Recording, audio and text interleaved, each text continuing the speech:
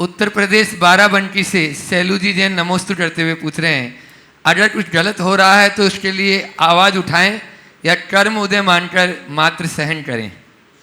देखिए, गलत हो रहा है तो आवाज़ भी उठाया जा सकता है और सहन भी किया जा सकता है, पर हमें ये देखना है कि गलत किसके द्वारा हो रहा है और किसके प्रति हो रहा है।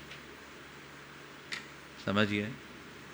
अगर देश के प्रति, समाज के प्रति, धर्म के प्रति, परिवार के प्रति यानी समूह के प्रति गलत हो रहा है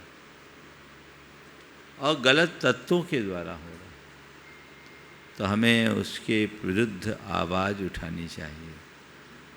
लेकिन आवाज़ उठाते समय हमें ये भी देखना चाहिए कि मेरे आवाज़ उठाने का परिणाम गलत ना हो और मेरी आवाज़ गलत ना हो, आवाज़ भी सही हो, सही तरीके से हो।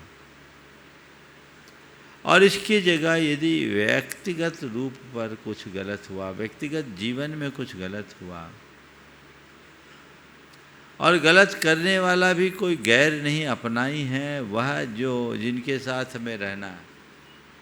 सपोज कई लोगों को माँ बाप से ही शिकायत होती है, हमारे पिताजी ने हमारे साथ गलत किया, एक भाई को ज़्यादा दे दिया, हमें कम दिया, मेरे साथ अन्याय हुआ, है ना।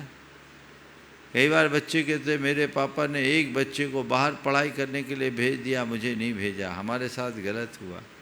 ये जो चीज़ें हैं जहाँ व्यक्ति अपनी योग्यता और पात्रता को अनदेखी करके जब दूसरों के ऊपर आरोप लगाता है, तो कई बार ऐसी बहुत सारी बातें हमें गलत प्रतीत होने लगती है जो गलत नहीं है। तो हम अपने आप को गलत से बचाएं, गलत से बाहर निकलें। तो अगर ऐसा व्यक्ति कोई अपना है और व्यक्तिगत है, तो उनका क्या आवाज़ उठाना, उसको कर्मोदय मानकर के स्वीकारना, फिर व्यापकता से देखना कि जिसे हम गलत मान रहे हैं हकीकत में गलत है क्या।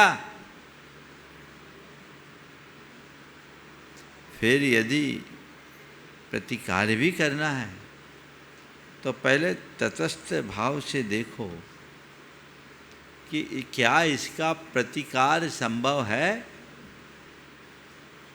यदि संभावना दिखती है और परिणाम अच्छा निकलता है तो उस स्तर पर प्रयास करना चाहिए। लेकिन जब लगने लगे कि इसका कोई उपाय नहीं है तो सहज भाव से स्वीकार लेना ही सबसे बड़ी समझदारी।